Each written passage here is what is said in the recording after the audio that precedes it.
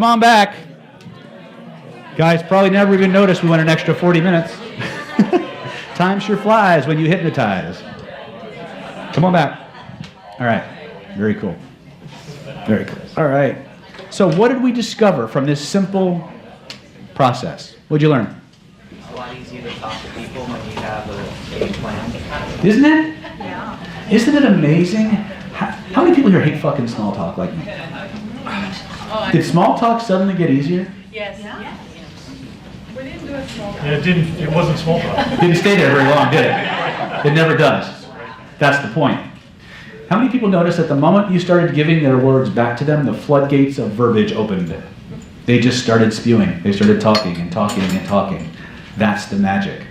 You see, when a person gets their own words back to them, they've gotten the most important thing that they can get in that moment: validation. See, we're all moving through the world desperate to be accepted, desperate to be heard and understood. And the moment we get that, we orient like a magnet. And we want it so much, we want to make sure they get it all. And the words just start flowing. Regardless of how hesitant the words are at first, the more you begin to echo, the more rapidly they begin to talk. That talking is the process of connection for them. The longer they talk, the more attractive you become. Guys, notice that? Right? When you start echoing, you can begin to use that information and the feelings that you generate to take them where they want to go. Now, the interesting thing, what happens a lot of times, especially for people who haven't engaged in this process for very long, they say, well, do I really understand the person when I just echo their words? Actually, better than they do. Better than most people who just talk to them in their own words. See? And yet, every one of you is unique, but not that much. Enough to be awesome, the same enough to be useful, so that you know how to navigate their internal reality. You see, we're all on a quest to be gotten. We're all on a quest to be understood, to connect, to feel okay. And when we get the opportunity, when we start to get the idea that here's someone who gets us and accepts us, man, we don't want to give that up. We don't want to give it up. Anybody notice you didn't want to come back to the room? Right? All you did was echo words. What happens next? We go even deeper. Now, you had a question that I was working with the young lady. What was your question? Or you were just watching with rapt attention? Oh, when you were working Yeah. with you? Yeah, I was just watching. Yeah, okay.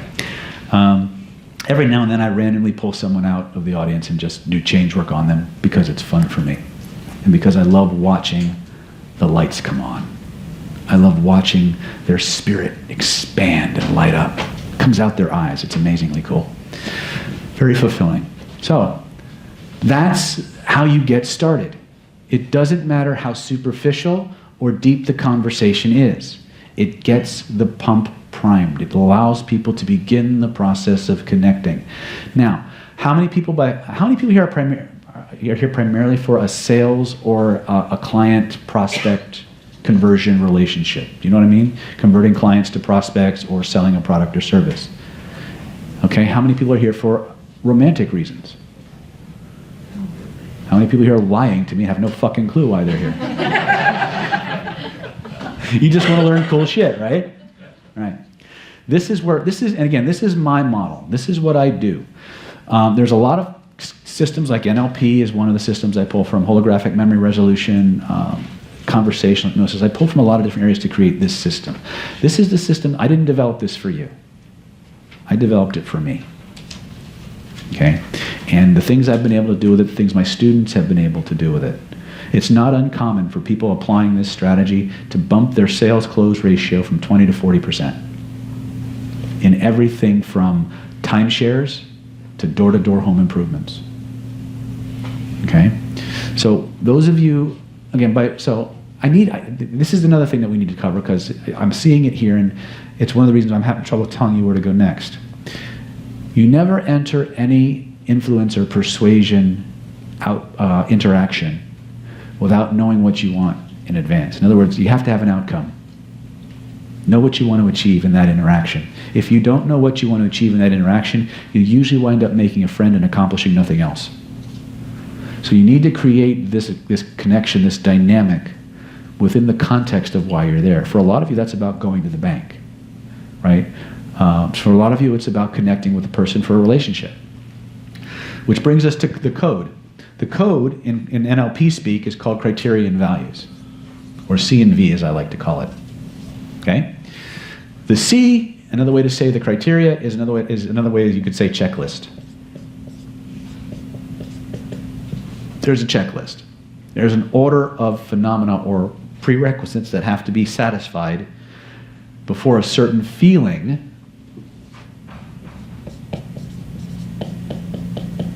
is generated in the body. Now, what will usually happen there, once we have these phenomena satisfied, we generate a feeling, and we call that feeling X, or a label. So for instance, one of the most common, that's a horrible B, isn't it? Let's try that again. Most of the time when I write up here, I don't write up here for the audience, and I really do it to torment the people watching this on the video camera. So I'm just that way. But here's the point. The criterion values comes in 3 parts. The checklist, which is the most overlooked piece of the criteria values equation. Then there's the feeling that we generate, and then the label we assign to it. People fall in love with the labels they assign, so you never try to change those. You echo those as often as you can. Just echoing the label they use to describe the feeling will trigger it. Understand? You don't need to dig down as long as you use their words. You'll always be in there, in that space. Does that make sense? You want to know what the checklist is. So if, can I get someone, what's your name? Stacy. Stacy, welcome, I'm David. You can stay here, it's okay. I'm curious, is this your first time with us? Yeah. I'm curious, just so I understand you a little bit better. What brought you out tonight? What made you want to come out? So I'm graduating soon for a cardiac sonographer. Oh, so you're graduate, so just so her accent, so my wife is Chinese, by the way. So you're graduating soon as a cardiac stenographer. Yeah, so I want to think about, going to interview, how I'm going to be successful in that. How are you going to be successful in an interview? Perfect. So I can help you more specifically. What's important to you about being successful in an interview? Get a job. Get a job, right? Obviously, right? We want to get the job. Yeah. And just any job? No, because right now I'm actually doing my internship at UCSD. UCSD? Okay. And then I want to stay there. You want to stay there? I want to be hired there. Oh, so. But the thing is, I was kind of asking about if there's opening or something like that, but they didn't tell me anything. They didn't tell you anything? And then the graduation in like 2 months, so I want to see what I can do. Okay, so you're graduating in 2 months. They haven't called you back on the interview. No, So, I'm still doing the clinical rotation. You're still doing clinical rotation? Yes. okay, so when is the interview? I'm not sure I can get it. Oh, okay. So yeah, I just don't know. Well, I don't know about helping you get the interview, but I know what to tell you to do when you get to the interview. Yeah, because I see the supervisor every day. Oh, you do? Yeah, Oh, I see. boy, I'm going to load you up. Yeah, I see the supervisor every day. So, so I'm not sure how to. How to approach it? You ready? If I were to show you how to connect with your supervisor in such a way that he couldn't think of anybody else for that position. So that he would not only get that interview, but absolutely nail it and be able to stay in San Diego. What would that do? What would that do for you? Look at her face. You see it? That's exactly what I'm about to teach you how to do. Because I just did it. How much of my words were hers? Right? If I couldn't deliver what I'm about to teach her, and you, I'd have to tell her. Okay? Here's the secret. For every intern that your supervisor selects, he has a checklist. Your job is to find out what that checklist is and embody it. In other words, take on the qualities, the characteristics, the attributes of that ideal intern. Okay? Every time you talk to him, echo his words. And use this, because what will happen is he will begin to trust you and believe in you and give you the same level of authority in his world as he gives himself. Okay? It's really that simple. And then you just want to soften what you want to know. And it would be very simple. Dr. So-and-so, I'm curious. I really want to stay in San Diego. I want to be the best intern, the best clinician, the best doctor I can be. And I think I know you hear this a lot. Reframe it. I know you hear this a lot, but I think you are you're my role model. And I'm curious if you could help me with something. What do you look for in the best interns you've ever seen? What's the ideal intern for this position? What do you look for? And what's important? And he's going to give you a laundry list of things. And he might dissemble a little bit and say, well, I might take it on a case-by-case basis. And if that's the case, well, did you ever really bring someone on that you were really, really proud that you did? Really, really happy you were with your decision? Right? The moment he does that, he's going to start describing it. Echo those words. Echo those words. Why? Because as he's talking about it, he's looking at you. And every feeling he brings up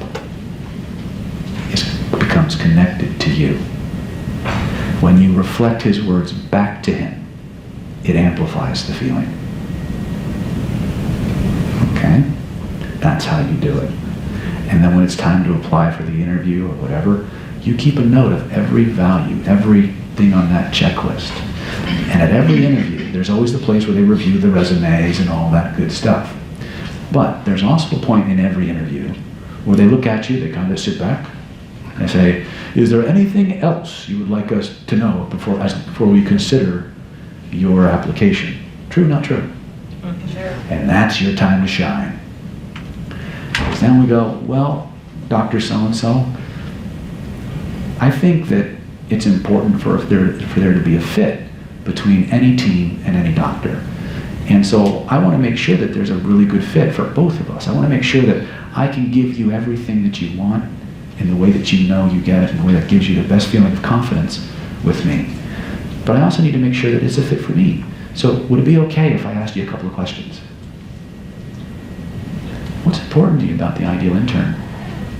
The person who can get the job done, that you can have the most confidence in and you can feel really confident about recommending, about taking on this position. And let him speak. And the echo is going to start. The laundry list is going to come out. Whatever he says, however he says it, agree. Echo the words back. If you did nothing else, that would probably nail it for you. But then what you want to do, look at her, look how focused she is. Anybody not want to have that attention from a client? Yeah. Right? Then what you do is you drill down just, if it's comfortable to do that, you pre-frame it. You say, well, just so I understand you a little better. Maybe he says, I need an intern who I can rely on, who can think for themselves, who can follow the protocols, who can stand on their own 2 feet without having to have their hand held and yet know when to not go off the script. Agree. Repeat those things back.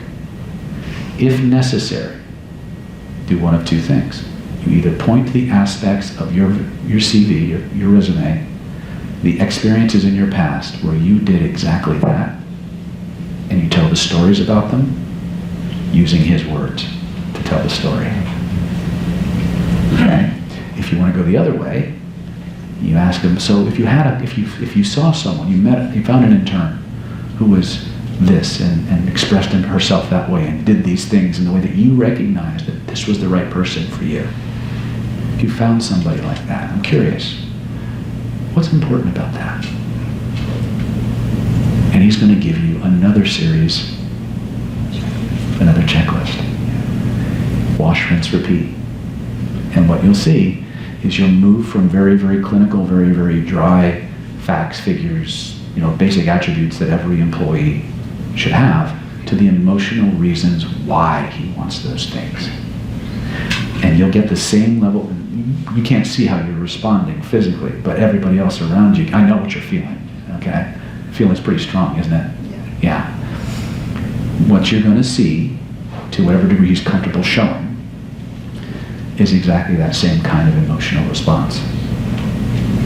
And all you do is keep connecting what he wants to who you are using his words. And at some point you'll know you said enough, and you'll say, thank you for being willing to see me. I hope to hear from you soon. I'm looking forward to be a great member of your team and to satisfying every single one of the things we talked about, because I really feel that we're a perfect fit. How soon can I get started?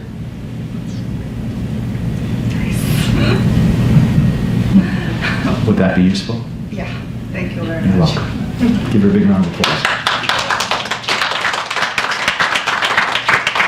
An alternate way to close that is to say, I'm curious, what's the next step that we need to take, if any, to move this process forward?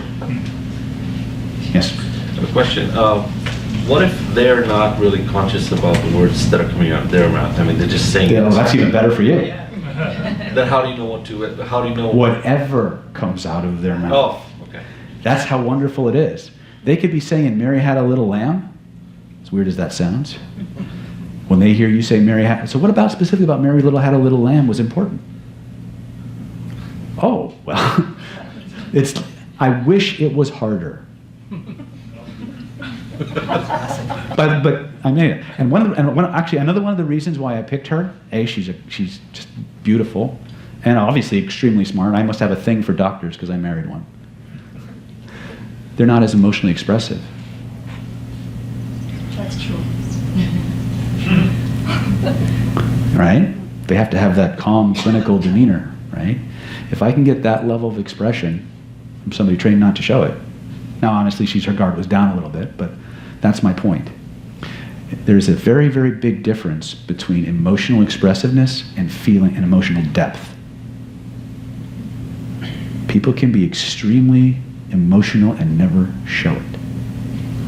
You can always tell that by their handwriting, by the way. They're always heavy writers. Okay? I teach graphoanalysis too, so handwriting analysis. Was that a useful demonstration for her? You think if she applies that, she might win that interview? Think that might be useful with a client you want to convert to or a prospect you want to convert to a client? Now, for anybody here doing internet marketing? Okay. You can do this exact same process, but at a slightly more superficial level, but it's the exact same mechanism. When people call, now, are you primarily an affiliate, or you have your own products or services? Services. Services. Okay. So may I ask what you sell? Or? Well, I maintain websites. Maintain websites. Okay. Perfect. So then you field a lot of calls about people wanting their websites brought back from the dead, basically. Right? So I would bet that you could probably rattle off from the top of your head 3 to 5 questions, your most common questions. Right? Here's the thing. When you create your marketing copy, those are your headlines. They don't call it copywriting for a reason, by the way. Literally, the most important headline should be the question you get most often. Okay? For those of you who do any kind of copy or copy-based marketing, if there's a topic or a niche that you want to, if you've studied any kind of copywriting or anything like that, they're going to tell you need to understand the language of your market, right? There's a couple different ways to do that. If you don't have any clients, how do you find the language? Well, you go to places like Amazon, and you look up the books in your niche, and you look at the titles of those books, which one sells the most, look at their table of contents. That'll give you a basic idea. Then go to the comment section and look at what people are saying. Look at what they're asking. There's your copy. There's your copy. It's the echo technique in mass. And when they do call you on the phone, This is, by the way, I used to have martial arts school in Coral Springs, Florida. This is how I signed up 90% of my calls, my info calls. Sounded something like this. Ring, ring. Hello, this is David, Coral Springs Martial Arts Academy. How can I help you? Hi, this is Agnes. I'm looking for karate lessons for my 10-year-old son. Hey, Agnes, you're looking for karate lessons for your 10-year-old son? Great. Yeah. How'd you know? They don't say that, but that's the tone of voice they get, right? Well, what's your son's name? Oh, his name's Tommy. Oh, tell me a little bit about Tommy. Well, he's a good kid, but he's a little small for his age, and he's really smart, but he's actually a grade ahead. And I could use a little bit more, I'd like him to have a little bit more confidence. He's a little smaller than the rest of the kids, and I'm afraid he might get picked on or bullied. Oh, I see. So Tommy's really smart, and he's a little ahead of the curve. And he's a gear ahead, and he's a little small, and you're afraid he might get picked on. Is that right? Yeah. Excellent. Well, let me explain something to you a little bit about our program so you understand. We have 2 programs that are available. One is our, for a little bit older kids, about 11 to 13. So I don't think that would be a great fit for Tommy, but we do have one that's called our Little Ninjas program. And what it does is it's designed to teach kids how to stand up for themselves, how to think more clearly and be more assertive, and to teach them that they can stand up for themselves and be focused in school. And so if he's really smart, like you say, he'll get even smarter. So I have we're offering a free not a free 30-day trial, but a free 3-lesson trial. You can come in, comes with a free uniform. You come in, try it out with 2 private lessons in a group. It's perfect for kids like Tommy who are in age 8, 10, who are looking for a little bit more confidence, a little bit more focus, able to give them the ability to stand up to their, to bullies and stuff like that. I have an appointment available at 5:30 today or 6:30 tomorrow. Which would be easier for you? 6:30 tomorrow I think would be good. All right, I'll pencil you guys in. We'll bring Tommy in, and he'll have some fun. He'll get a free uniform. He'll get to kick some stuff, and we'll find out if this is a good fit for him. Would that be okay? Sure. Great. I'll see you then. Right? Most of what I said was just me repeating what I said. Remember, the secret is use their words, make sure there's a fit. If I only had a program for 11 to 13-year-old kids, would it be ethical for me to try and get Tommy in for that? No. Right? That's the secret. All you want to, this is the difference between selling and offering. In the world, according to David, we don't sell. Selling involves pressure. It involves, if you don't do this today, you're going to lose out forever and your life is going to suck. Bye. Right? We don't do that. We do have elements of scarcity in what we do because you need it. By the way, if you think scarcity is manipulative, you're going to be out of business quick. Everything you do has to have some element of scarcity or the human neurology will not take action. It won't. I've tested this. I've tried to beat this. It doesn't work.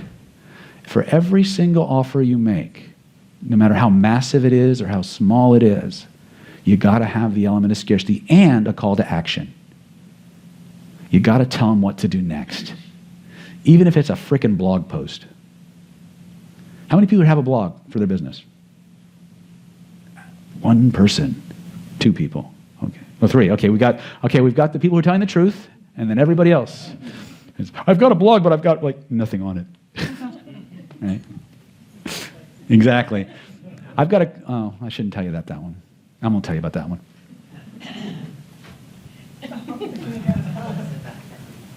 How are we doing on time, TJ? Half hour? Okay. Is this useful? Yeah. Okay. So let me give you the cliff notes for what I just did with her. What was your name again? Stacy. I had a stepdaughter named Stacy. Anyway. So here's what I did with Stacy once we got beyond the echo technique. Okay? It's really quite simple when you diagram it out. By the way, one of the fastest ways to remember the things I tell you is to avoid writing it in words. Storyboard it using pictures and graphics, process maps. That's the fastest way to remember these things. Your visual system processes information at least 12 times faster than any other system. and it processes it simultaneously, not sequentially. So if you want to optimize your learning, even if you're not a visual learner, the act of drawing your stuff activates your kinesthetic cortex. So you get 2 channels coming in, plus you're hearing it. That's multimodal learning. If you can find a little scratch and sniff marker, you can get the smells in there too. But what we did was we connected. We started with the echo technique, and it was superficial, right? What brought you here tonight? By the way, that's this one. 3-phase conversational framework. What brought you here tonight? That's called location occasion. It takes you from inside your head and brings you out into the world where you can interact with another human being. Okay? Once we bring you out of your head and into the world, now we can connect with you. If they're always in their head, you can't connect with them. You've experienced this. You've tried to talk to somebody who's in their head thinking about where they have to pick up the dog, kids from soccer class, go to the bank, right? They're there, but they're not there. Yeah, engineers, programmers, I won't point them out, but I'll let you do that, right? My point is, when we start with this, I had to get her out of her head and into an interaction with me, out of her meat, well, she's still in the meat, but in this external environment, in the now. That's where connection takes place. If you don't have it, you can't get there. It's like it's like pebbles against a wall and hoping something knocks it over. So that's what level 3 question is about, or level 1 question is about. So echo, location, occasion. It's a very superficial, very safe level of interaction, right? You can do this in lines at Starbucks. I used to do this all the time, just for practice. It's the small talk stage. There's no intimacy. There's no obvious agenda. It's just, so I'm curious, what brought you here tonight? Echo it. Ask another question. And this is the secret to this. Whenever you ask a question in anything I teach, unless I strategically tell you to do otherwise, you always ask open-ended questions. You never ask any question that can be answered yes or no. The magic is in the question and the process they go through to create the answer, not the actual words that come out of their mouth. That gives you the fuel for the next piece, right? As you get deeper into this, you'll get the subtleties more. But if I tried to give you all the subtleties, your brains would dribble out your ears, you'd bleed from the nose and the eyes, and it would just be ugly. But this is how we start. We start with the echo, location, occasion. And then I ask her, I'm curious, what brought you out tonight? She had a very, very quick agenda. We went right to level 2 question real quick. Career passion. Career passion is one of the most important levels to this question process you can understand. And the reason is that in the United States, as well as most other countries, you are what you do. When you ask somebody, like, sir, what do you do for a living? Myself? Yes. Construction management. You're a construction manager? No, I'm in the construction management, civil inspection. You're in the construction management. What are you doing, Namisha? I'm a program manager. Do you see what do you do? Life insurance. I'm a life insurance manager. What do you do? Energy healing. You're an energy healer, right? Now, you notice that most of them are leading off with a question or a statement that goes something to the effect of, I'm a. Right? When you hear that particular phrase, what you're hearing is an identity statement. In other words, in the hierarchy of their belief systems, in the hierarchy of their worldview, they have equated what they do with who they are. That is a very, very powerful, very, very strong level of belief.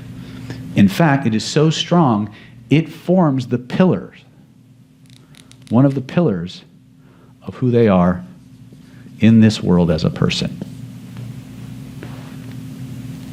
It is directly related to their criterion values. Your criterion values are also a fundamental building block of your identity. It is the barometer, the gauge with which you move through the world and determine what is right and desirable for you versus what is not. There is a human being, this is important, write this one down. A human being cannot interact and have their criterion value massaged, talked about, without experiencing connection and pleasure and rapport. Can't not happen. Conversely, they cannot have their criteria and values violated without experiencing emotional pain. So if there's someone in your life you want to get rid of, you just figured out how to get rid of them. If you've got that guy who just won't fucking leave, violate his values. He'll be gone like a rocket. Right? Now, here's the functional part of this. It is practically impossible for a person to act against their own criteria and values without experiencing emotional pain, unless their sense of self, their sense of identity is weak. Then they can be convinced to do things that are against their will because their desire for validation is so strong that they connect who they are to what the group wants or what the person wants. Does that make sense? Okay? That's functionally how it works. So if you find yourself too easily persuaded in situations where you capitulate to pressure, things like that, chances are your identity level needs some tweaking. There's some cobwebs in the attic that need to be cleaned out. And you can do that's actually kind of what we do all day long at the clinic in Solana Beach. But I know that one of the questions was asked, why am I persuaded so easily? One of the reasons is especially if you're doing this, it's very, very hard to act against your own deeply held values and beliefs. In fact, that's what we're looking for to make us happy in a relationship or a job. We're looking for this match. If you are a manager and you manage people in any way, more often than not, when there's friction in the team, it's because of a criteria and there's a mismatch in the criteria and values. This checklist isn't meshing between the team members. So when you're building teams, you need to make sure that the checklists in the value tree match. Now, we go real deep in depth in our 3-day trainings and things like that, but I want you to get that this is one of the most important concepts you will ever understand or be exposed to if you want to be effective dealing with humans. Every human being on the planet has a checklist for every single thing they do. Your job is to just ask for it and pay attention to the responses that you get, reflect it back, and they will and connect what they want to what you want, and they will do what you want them to do. But don't believe me. Take this out into the world. Start with the echo technique. Simple, simple stuff. Start with it. Get awesome at it. Come back, add the next piece. You'll discover real quick your conversion rates, your ability to connect will exponentially go up. I challenge you to get caught. And here's the other part, and I want to bring this around to the ethics question and the whole authenticity thing. If you view this as moving through as a technique that you use to move through the world, that you use with people, you'll have a great level of success. However, if you adopt this process as a natural way of moving through the world and interacting with everyone, if you adopt it as just how you do things, you'll never have to worry about getting caught. You'll never have to be worried about getting called on a trick. You'll never view it that way because you realize that this is the most ethical, honest, and powerful way to communicate with another human being because it is exactly the kind of connection that they're neurologically looking for in every context, in every way. And once you have that, it's easy to take them where they need to go based on what you think is best for everybody. So once we're hit, with Stacy, once we hit the career passion level, I asked, what do you want? What's important about that? So there's an interview. She wants to stay. She's getting ready. She's finishing up her internship. She wants to stay in San Diego. She hasn't got the interview yet, but there's a doctor who controls that process, and she needs to get some way for her to notice him or him to notice her. Right? I didn't use those words when I talked to her, but that's in essence what she needed. Right? So she needed a way to get him to notice her, so she could at least get the shot at the interview. Right? So the strategy I gave her was very simple. Just start mirroring and echoing. And then asking other questions. Because the moment the person gets their words back, the floodgates are going to start to open. Okay? And then eventually you'll start to extract a lot of information, but you'll be building points with them throughout the entire process. Okay? Yes? Do Do you mirror their body language as well? You could. I wouldn't worry about it right now. Okay? In fact, I'll teach you, if I have time, I'll teach you a body language technique that is, again, so powerful and so easy and generates so much credibility, it's almost unfair. So I have to make sure you have strong ethical underpinnings with it, okay? And I'll let you practice it if we have time, okay? But I want to get you guys out of here with some... Is any of this useful? Okay, I just want to make sure, because I can run off at the mouth for hours with this shit. I geek out on this stuff in case you haven't figured it out, right? So when we got to the career passion level, and I knew what she wanted, I asked her the magic question: what is important about X? X being whatever topic we're talking about based on the words that came out of her mouth. 80% of the content in this structure will be the words that came out of their mouth. And you know what? They will not bat an eye. In fact, they will feel so good about the conversation, they will remember you long after it's over. Because that old saying is just as true today as it was when it was quoted. People will forget what you tell them. They will never forget how you made them feel. And when you do this with a person, they will remember you. And they will remember you. And they will want more of you in any context you do it. Okay? Now, the minute they ask you what's important, the next piece is A, agree. Agree with it. Nod your head, validate it, however you do it. Acknowledge you heard it, echo it back. Echo it back, take them where you want them to go next. Could be another question, could be a story that you're going to tell. At this level, it doesn't matter. But remember, if you're going to lapse into story, use their words to tell your story.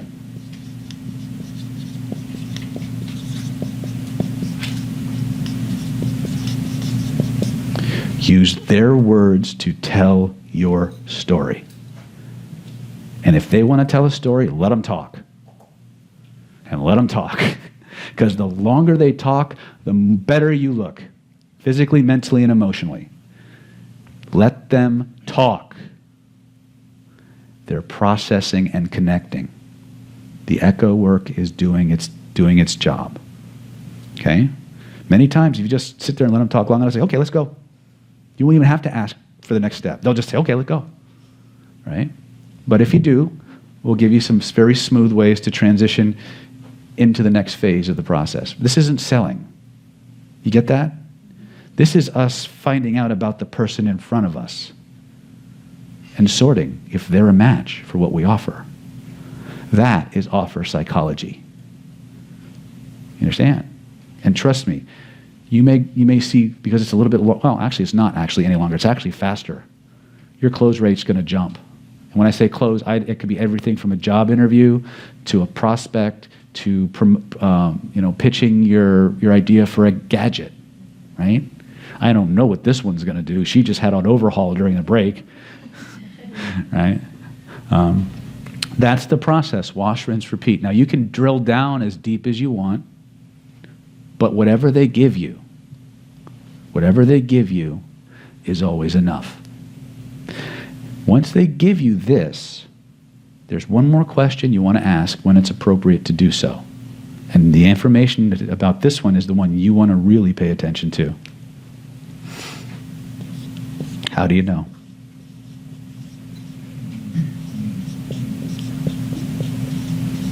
How do you know? What is important about gives you the value, the label that they use, maybe even a little bit of the process that there are behaviors that they're looking for. Maybe a little bit of that. But sometimes it's too vague. So it's like, if we're going back to Stacy's example, Dr. Wong, I'm curious, how do you know when you've got the right intern? What is it about the right intern for this job, the right person for this job, that lets you know that you've made a good decision? What do they have to have? What do they have to be? You know, and I said, well, like I said before, I'm looking for an intern who knows their stuff, who has the technical skill as well as the knowledge base and the ability to know when to follow protocol, and when to ask for help, who's able to stand on their own 2 feet, but it's not going to go rogue on me, right? Because we all have heard of stories about these doctors or these interns. I was an intern, I know. And I did all kinds of crazy shit because I was bulletproof as an intern, right? And I got someone who follows instructions, who's excellent, who cares about the client, about the patient, is compassionate, but not so compassionate they lose sight of why they're there and the job that they have to do. Right? Excellent. And have you ever, and this is a little sneaky hack, but have you ever met somebody like that? Have you ever found an intern that the moment you saw them for the first time, notice the self point, and notice you saw them for the first time, you realized that this was somebody who embodied those characteristics, someone who cared enough to excel academically, but also had the compassion, had the ability to stand on their own 2 feet and think for themselves, know when to follow instructions, when to get help, and when to just do what needed to be done. You ever met somebody like that? Yeah. That's another hack we'll talk about later, right? But all I did, I could paraphrase. I kind of paraphrased myself a little bit because sometimes I zap myself with these hypnosis words. But all I did literally was repeat back the words on the checklist and reference myself either through my gestures or with ambiguous wording. But you don't need to do that. Here's why. Just the act of asking the question connects you to their process. Just the act of asking the questions links you to those values, connects you to them in a way that's profound, without you having to do anything else. Get it? Okay? So, classically in NLP, when we train you to drill on criteria and values, they like you to go 2 or 3 levels deep. It's not necessary. Whatever words they give you is always enough. Whatever words they give you is always enough. Whatever words they give, I can't stress that enough. Whatever words they give you is always enough. Because the longer you stay at that level using those words, sooner or later, you'll drop to another level. Right? The checklist is as important as the labels they use, and you need to embody that checklist. The checklist will relate directly to the kinds of stories that they tell. So as long as you're telling similar stories to what they describe, using their words to do it, you're connecting them at a very, very profound level to you. Is this relatively easy to do? It is actually. Okay?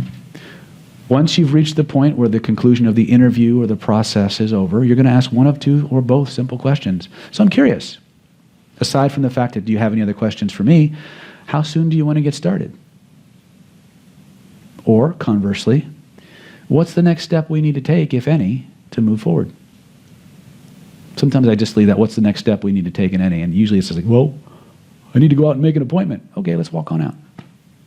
Right? But whatever they say, when you say, what's the next step? That's what you do.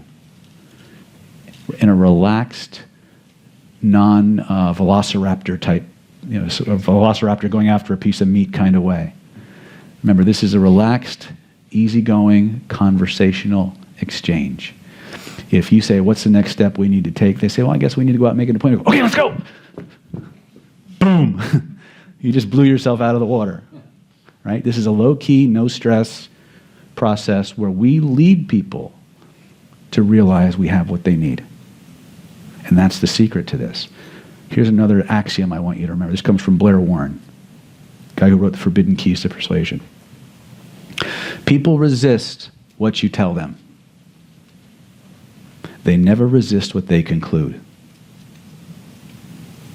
Your job is to give everything your subject, your client, your prospect needs to make the conclusion you want them to make on their own, without you having to tell them.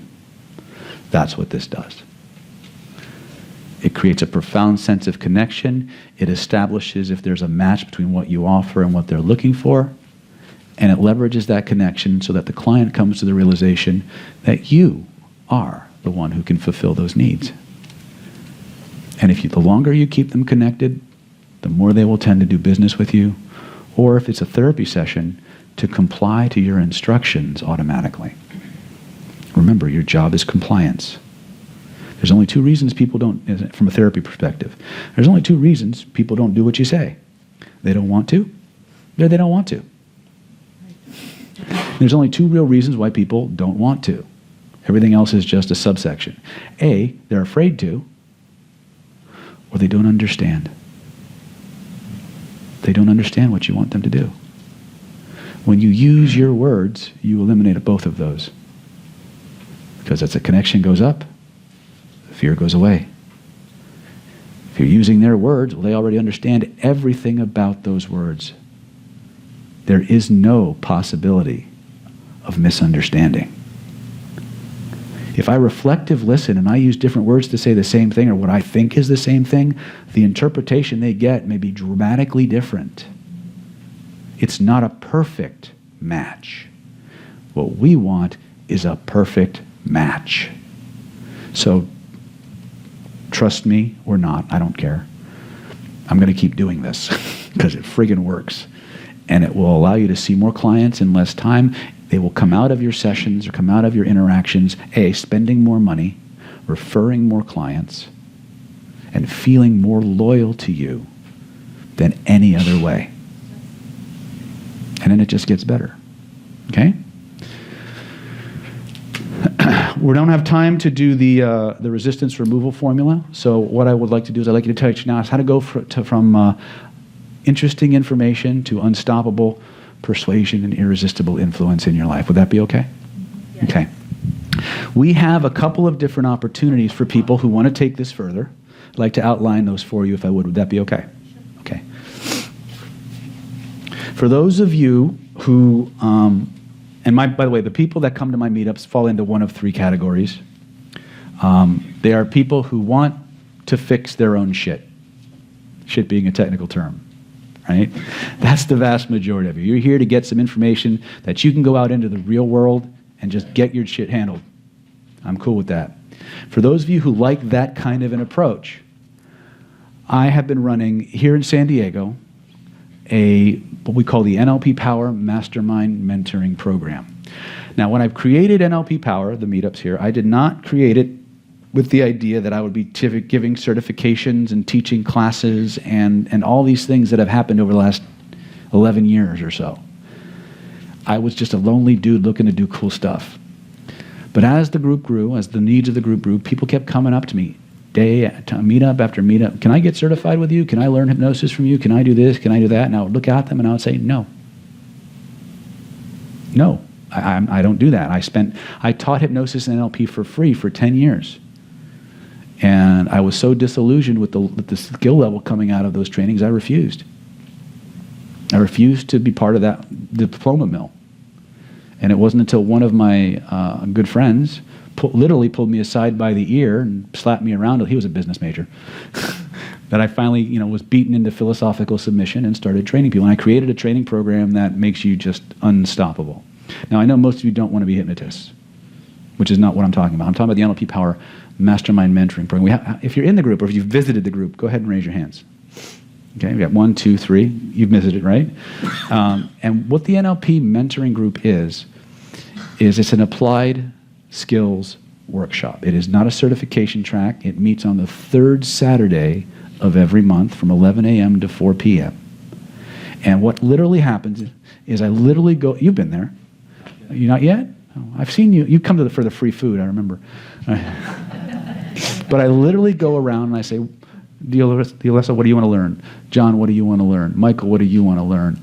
What do you want to learn? Stacy, what do you want to learn? Leah, what do you want to learn? Sharon, what do you want to learn? And you tell me, and I write it up on the board.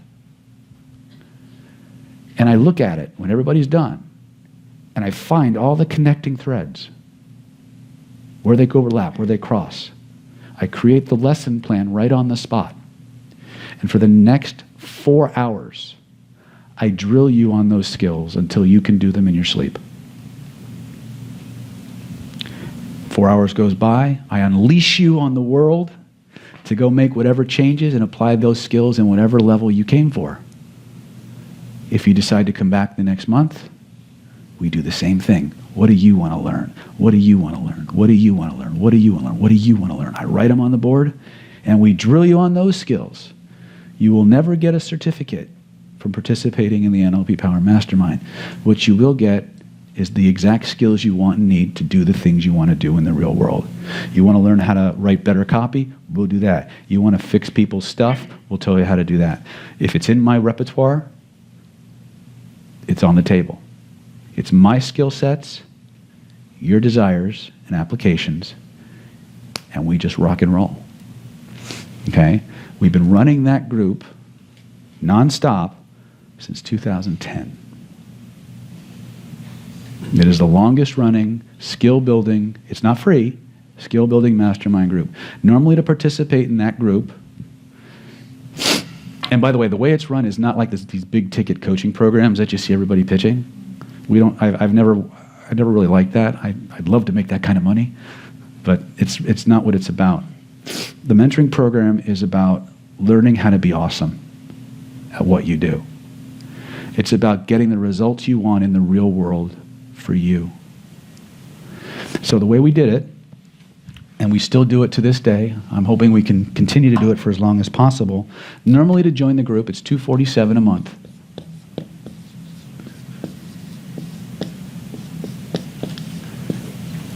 $247 a month. It's not, there's no long-term contracts or anything like that.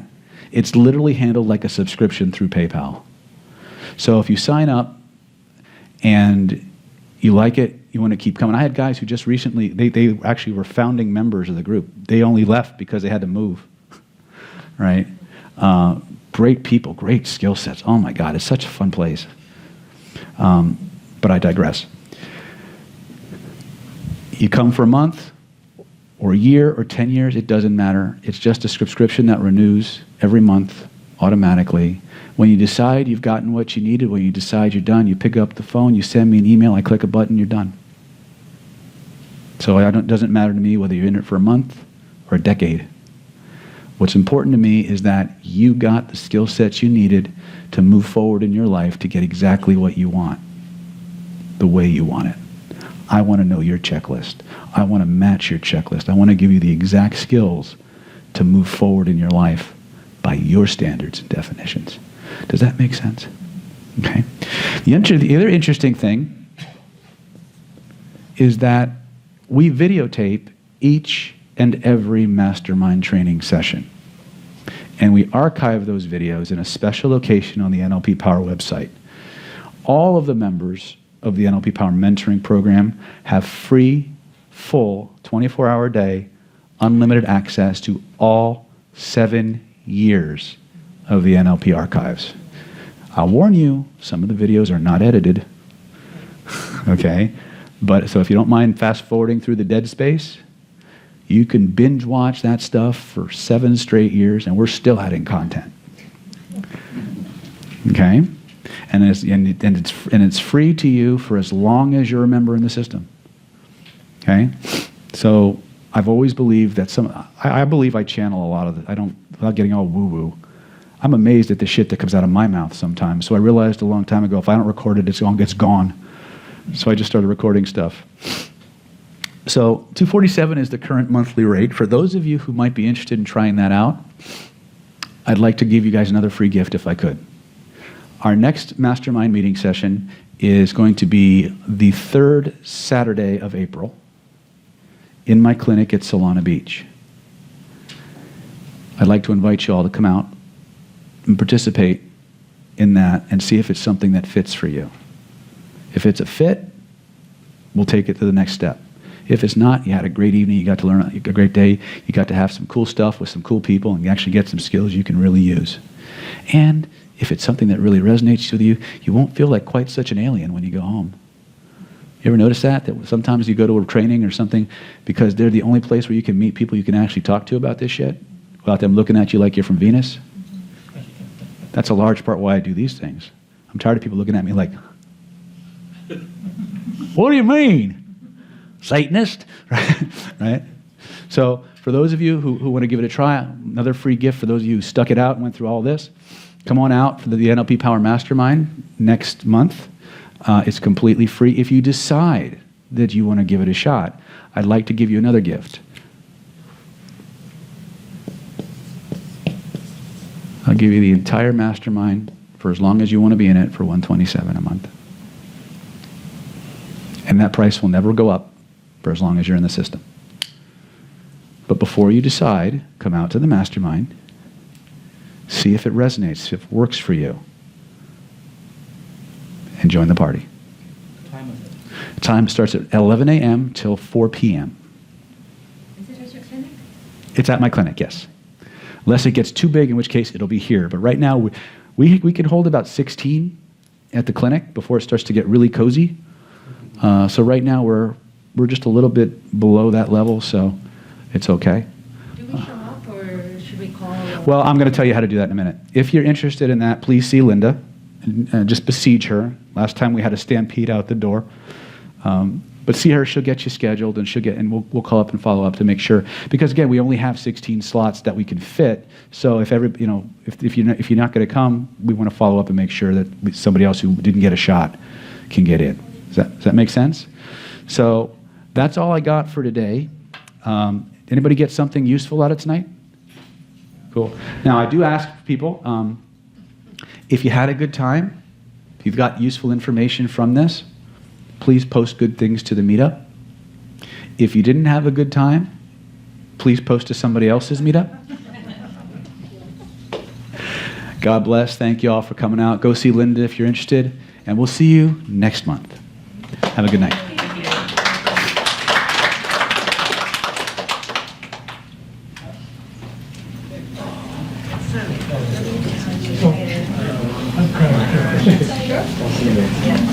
Sure.